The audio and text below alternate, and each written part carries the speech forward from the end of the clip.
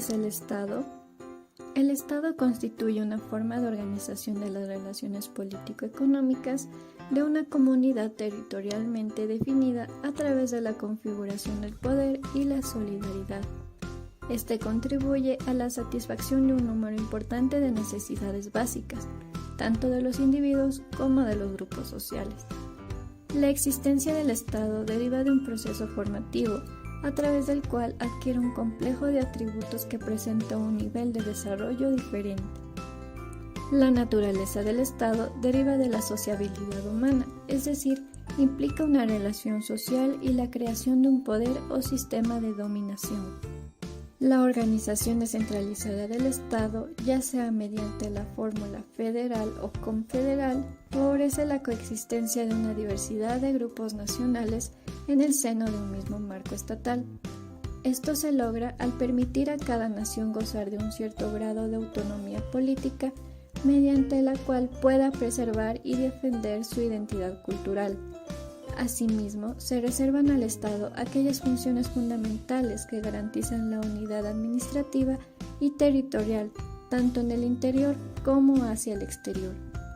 De esta manera, podemos inferir en 3 puntos fundamentales. Primero, el Estado hace posible la implantación de la nación. Segundo, el pueblo es indispensable para la existencia del Estado, ya que es el elemento que lo crea. Finalmente, el Estado es intrínseco a la soberanía. Esto quiere decir que el Estado es una característica propia de la nación. Como se había mencionado anteriormente, el Estado cuenta con un elemento muy importante para su existencia, que es el pueblo, ya que es imposible la existencia de una comunidad o sociedad política donde no existan seres humanos. ¿Qué es el pueblo? Es un grupo de personas que se relacionan entre sí y presentan hábitos comunes como la comunicación, política, idioma, cultura, origen étnico, etc. Todos se complementan entre sí. Esto les permite identificar los problemas que les afectan y la forma de cómo solucionarlos. Según Amengual, podemos establecer 3 etapas que definen el concepto de pueblo. Primera etapa es el pueblo como entidad jurídico-política. Con la Revolución Francesa se da origen al término pueblo, que afirma la idea de igualdad y libertad entre todos los ciudadanos, y son quienes atacaron al antiguo régimen venciendo a las monarquías absolutistas y estableciendo así la clase burguesa que permitió la implantación de la democracia. De esta manera se dio a las personas la calidad de ciudadanos, quienes demostrando su capacidad y solvencia podrían ser representantes del pueblo. Cabe destacar que el pueblo, como una realidad sociopolítica, existe solo si logra consolidarse como nación y como Estado. Sin embargo, al no lograr este objetivo, no pasa de ser más que un conglomerado de individuos y sin capacidad de protagonismo internacional. Segunda etapa es el pueblo como unidad cultural. Se desarrolla en la primera mitad del siglo XIX al amparo del romanticismo, destacando la cultura propia del pueblo, su unificación e integración.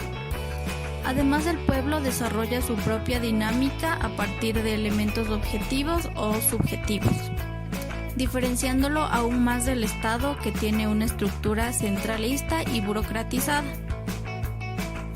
La tercera etapa es el pueblo como masas populares. La evolución económica política hizo que la clase marginada del pueblo y del Estado aparezca en lo político, social y económico de manera conflictiva, con el fin de imponerse como clase social. El pueblo conformado por la proletaria o el conjunto de trabajadores de distintas ramas forjan el desarrollo de las sociedades. Además, Chaumont establece que el concepto de pueblo se da cuando ésta toma conciencia de su condición de dominado por otras colectividades, buscando así su libertad y señalando 2 elementos fundamentales para su consecución. Primero, la necesidad de una conciencia política común y segundo, que ésta genere una actuación colectiva de sus miembros. orientándose hacia la liberación de las políticas económicas de otros pueblos. ¿Qué es la nación? La nación define el sistema del Estado para el desarrollo de políticas y características naturales que unen a una determinada sociedad. Tanto la nación como el pueblo componen al Estado, país, nacionalidad y nacionalismo. La palabra nación proviene de la palabra nazi, que significa originado de un grupo de gente nacida en un lugar con el mismo nombre. El concepto de nación se utiliza desde mediados del siglo XIX. Pascal Mancini, uno de los principales teóricos del nacionalismo, define a la nación jurídicamente para denominar a un fenómeno étnico, histórico o psicológico. Este tipo de fenómenos están vinculados por lazos comunes como son la raza, historia, lengua y cultura. Por otra parte, Mancini definía a la nación como una sociedad natural de hombres de unidad de territorio con costumbres, lengua y una comunidad llena de vida y conciencia social.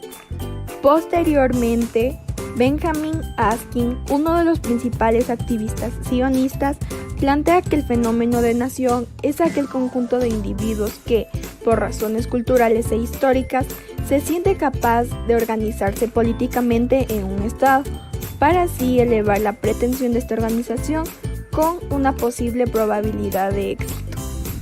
Es importante señalar que el grupo étnico constituye a la base humana y cultural de la nación, pero que también carece de dimensión política. Cada autor define de una manera distinta a las características objetivas como son la nacionalidad, geografía, historia, estructura económica, pero principalmente a la lengua. En cuanto a las características subjetivas, destacan la conciencia, la lealtad y la voluntad.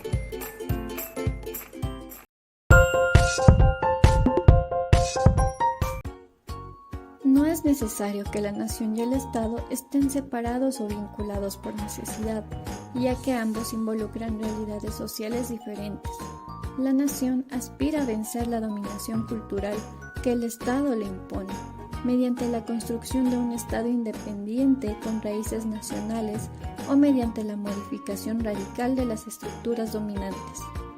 Junto a las relaciones que existen entre los pueblos y los estados, las naciones y estados, existe de igual forma una relación activa y persuasiva entre las colectividades populares y nacionales. Un pueblo puede generar su propia conexión de integración cultural basada en su existencia, ya sea histórica o colectiva, y trascender el marco limitado de las relaciones políticas y económicas nacionales, posicionándose así como nación. Finalmente, semejante al proceso de transición similar entre las dos formas de los grupos sociales como son el pueblo y la nación, se crea un proceso que denomina la estructura social interna y las relaciones externas del Estado.